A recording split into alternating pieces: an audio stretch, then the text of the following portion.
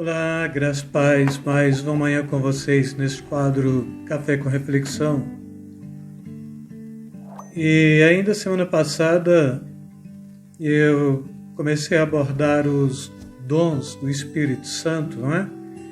Eu comecei com uma pergunta bem simples: se você é sensacionista ou crê na atualidade do Espírito Santo? Sensacionista, então, é porque acho que os dons do Espírito Santo, não é? Ficaram ali em Atos, no livro de Atos mesmo, até a narrativa do Novo Testamento, e depois disto, então, cessou-se os dons porque não tem mais relevância para eles no tempo atual. Mas, segundo a palavra de Deus, ainda bem lembro de ter lido para vocês, Atos 2, 38 e 39, o próprio apóstolo Pedro, quando acerca dos dons do Espírito Santo, ele está falando: arrependei-vos e cada um de vós seja batizado em nome de Jesus Cristo para perdão dos pecados e recebereis o dom do Espírito Santo. E aí os três aspectos da promessa. A promessa diz respeito a vós, os que estavam ali, aos vossos filhos, aos filhos daqueles que estavam ali, então uma geração posterior, e a todos os que estão longe, então aqueles que estavam dispersos em todo mundo de época mesmo, não é? Mas o quarto aspecto, e todos quantos Deus nosso Senhor chamar. Então, em detrimento deste versículo mesmo, eu creio que de fato os dons é para todos quantos nosso Senhor Jesus chamar. E o Senhor tem chamado pessoas para que de fato possa estar granjeando, trabalhando, então buscando os dons do Espírito Santo. Eu ainda falei que o objetivo principal dos dons do Espírito Santo era para o desempenho do ministério da igreja, né? Então, assim, à medida que a gente trabalha os dons do Espírito Santo, então são argumentos que o próprio Deus, na pessoa do Espírito Santo, traz para a vida da igreja, para que a igreja possa cumprir bem o seu papel. E ainda lembro de ter falado, em Romanos 12 mesmo, acerca dos dons, a referência, né? Acerca dos dons espirituais, não quero, irmãos, que sejais ignorantes acerca daquilo que de fato precisa se compreender sobre os dons espirituais. E depois eu comecei a trabalhar os 9 dons espirituais mesmo, com palavra de sabedoria, palavra de ciência, a fé, os dons de curar. E durante esta semana eu quero ver se consigo estar fechando este assunto dos 9 dons deste capítulo 12. Ainda, como eu falei para vocês, toda a narrativa do Novo Testamento nos permite aí observação de próximo de 27 dons do Espírito Santo. Mas aqui eu quero estar trabalhando somente com o capítulo 12, e eu quero estar falando durante esta semana mesmo com a operação de milagres, começando logo nesse primeiro dia da semana, depois a profecia, o discernimento de espírito, a diversidades de línguas e a interpretação de línguas. Então falei para vocês palavras de sabedoria, palavras de conhecimento de ciência, fé e curas. E hoje eu quero estar iniciando com o capítulo 12 de 1 Coríntios, versículo 10, que nos traz esta proposta a uns, a operação de milagres ou maravilhas. Então, dependendo da versão milagres, dependendo da versão maravilhas, mas estes dois dons, ou estas duas nomenclaturas, é para enquadrar este mesmo dom, não é? E como se pode bem ver, este dom ele é distinto dos dons de curar. Quando a gente para e pensa, mas será que dom de maravilhas ou dom de milagres não está relacionado com a cura também, com o dom de cura? Porque dom de cura e dom de fé exige aqui o sobrenatural mesmo. E de alguma forma, dom de cura é maravilhoso, mas quando a gente vai trabalhar o dom de milagres, mesmo de maravilhas, é alguma coisa um pouco mais profundo. Porque enquanto os dons de cura dizem respeito às curas de um mal, o dom do poder de operar milagres diz respeito à operação de sinais, prodígios variados. Por exemplo, aquilo que se deve ter presente é que este dom é um poder de fazer determinadas coisas, e quando estas coisas propostas por ordem de Deus. Eu quero trazer aqui duas referências do Velho Testamento. A Bíblia, para mim, ela começa em Gênesis e termina em Apocalipse, então não existe esta proposta deste segmento que tem surgido por aí, que eu já tenho falado para vocês, não é? Que a nossa regra de fé é o Novo Testamento. Não, a nossa regra de fé é a Palavra de Deus. A Palavra de Deus, então, ela está trazendo a alusão de toda a Bíblia mesmo, como todo, mesmo porque os primeiros cristãos, eles não tinham a Bíblia, e a primeira proposta que Paulina mesmo é que toda escritura divinamente inspirada, ela é apta para, e segue-se sequência do que ela é apta para, e ele estava referindo-se aos profetas do Velho Testamento mesmo, e não a nenhuma narrativa escrita do Novo Testamento, porque eu já falei sobre isso para vocês. O primeiro escrito do Novo Testamento, ele vai acontecer ali por volta do ano 55, 56 da era cristã, e até então, este período, com certeza, a igreja ela tinha que buscar como arcabouço teológico o próprio Velho Testamento, os próprios profetas, para trazerem esta questão da atualização dos dons ou da atualização da graça. E aí, irmãos, para o conceito da hipergraça, por exemplo, o Novo Testamento é o que vale e o Velho não vale, mas para o conceito daquele que é cristão de verdade, a graça de Deus, ela nos permite estarmos olhando para o Velho Testamento como uma chave hermenêutica para a compreensão do Novo Testamento, e por isso, então, acerca deste dom de milagre, Êxodo 4:21, a Bíblia diz assim, quanto o próprio Deus falando para o Moisés, não é? Quando voltares ao Egito, atenta que faças diante de Faraó todas as maravilhas que tenho posto na tua mão. Mas eu endurecerei o seu coração, ou o coração de Faraó, para que não os deixe ir, a nação de Israel, não é?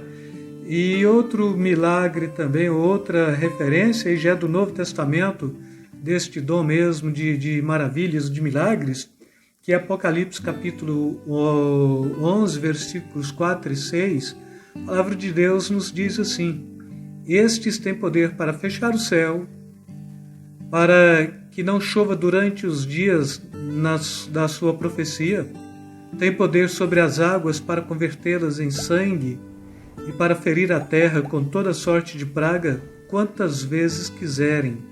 Alguns dizem que esta proposta aqui estava referindo-se a Moisés e a Elias no Velho Testamento, como sendo as duas testemunhas, não é? Outros dizem, não, isso aí é o Velho e o Novo Testamento, e outros dizem, não, são duas pessoas que hão de surgir no contexto escatológico. Eu não estou preocupado aqui se é Moisés ou Elias, se é Novo no Velho Testamento, ou Velho e Novo Testamento, ou se são duas testemunhas que hão de aparecer mesmo neste tempo da tribulação.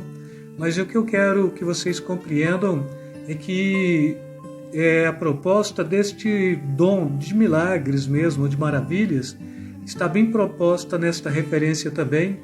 E aí a gente vai pegar uma fala do Velho Testamento, uma fala do Novo Testamento, então logo no início mesmo da Bíblia, segundo livro da Bíblia, Êxodo 4:22, e no último livro da Bíblia, Apocalipse 14:11, de 4 a 6, perdão.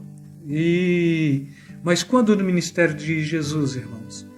O ministério bíblico de Jesus, ele é permeado de muitas circunstâncias, de muitas propostas, e aqui enquadra dom de fé mesmo, dom de curas, palavra de conhecimento, palavra de sabedoria. Mas o ministério terreno de Jesus foi marcado por operação de maravilhas também. E aqui, primeiro, Jesus repreende o vento e o mar, e estes logo aquietam-se. Uma narrativa bíblica que se encontra em Mateus 8, versículos 23 a 27. Segundo, em seu ministério terreno também, no conceito de milagres ou de maravilhas, Jesus, ele nos traz aqui a ressurreição ou a ressuscitação de 3 mortes. Então, toda a narrativa do Novo Testamento, dos 4 evangelhos de Jesus, traz-se esta narrativa. Bom, Jesus poderia ter ressuscitado mais pessoas? Sim, poderia, no seu ministério, mas a Bíblia cita única e exclusivamente 3 mortos, e aqui, neste dom de maravilhas, a gente vai perceber a ressurreição do filho da viúva de Naim, não é? Lucas 7, de 11 a 17. Depois a gente vai perceber a ressurreição da filha de Jairo também, Marcos capítulo 5, 21 a 43. E em terceiro lugar, o próprio Jesus ressuscita Lázaro, que já estava 4 dias morto mesmo, João 11, de 1 a 45. E nosso Deus não mudou. Se Ele não mudou também, os dons eles não podem terem cessados. Eles têm que permanecer. Pai Celestial deu dons à igreja a fim de que esta atue no mundo moderno com poder e com graça mesmo. Agora, o que nós não podemos fazer é trazermos distorção do uso dos dons de operação de maravilhas ou de milagres, não é? O cristão ele não tem autorização divina para trazer distorção. Por exemplo, a gente vai trabalhar aqui 3 segmentos da teologia. Uma chama teologia da determinação, é quando o cristão ele determina, e a gente vê muito isso no programa de televisão aí, pastor orando e falando: eu determino a sua vitória, ou eu determino a minha vitória, o seu sucesso. O homem, quem é o homem para determinar alguma coisa, não é? Um outro tipo de aspecto teológico que a gente trabalha também não é só a teologia do determinar ou da determinação, mas a do decretar. Eu decreto a sua vitória, eu decreto o seu triunfo, a sua prosperidade. A gente vai ver muito isso também. E um outro aspecto é a teologia da reivindicação. Eu exirjo, não é? É como se eu pudesse estar ordenando a Deus, exigindo alguma coisa que de fato Deus tinha por obrigação, ou tenha por obrigação de fazer em minha vida. Ou eu reivindico, teologia da reivindicação, e cita ali uma referência bíblica, eu reivindico a autoridade desta palavra sobre minha vida. Então nós não podemos fazer aqui distorção do uso. A nossa relação com Deus não se dá desta forma, ela se dá pela comunhão, pela intimidade, pela santificação, não é? E como discípulos de Cristo devemos rogar ao Pai. E à medida que o crente roga, Deus, se ele achar conveniente operar na vida do cristão, ou trazer, ou permitir um dom, o próprio Espírito Santo, né? Permitir um dom na vida deste cristão para que ele faça algo de imediato ali, ele vai fazer sim, mas caso não, porque é Deus quem determina tanto querer quanto efetuar. E assim, com isto, Jesus nos ensinou em que em seu nome deveríamos impor as mãos sobre os enfermos para que eles fossem curados. E ainda está falando mais, a nossa responsabilidade é orar pedindo a cura, a nossa responsabilidade é orar pedindo que o Senhor possa sarar. E a Bíblia está falando que nesse contexto mesmo do Evangelho aqui de Marcos, no capítulo 16, depois a gente vai pegar isso em Mateus também: pegarão em serpentes, beberão coisas mortíferas, não lhes farão dano algum, porão a mão sobre os enfermos e eles serão curados, expulsarão demônios, não é? Então, o dom de maravilhas está mais ou menos dentro deste aspecto.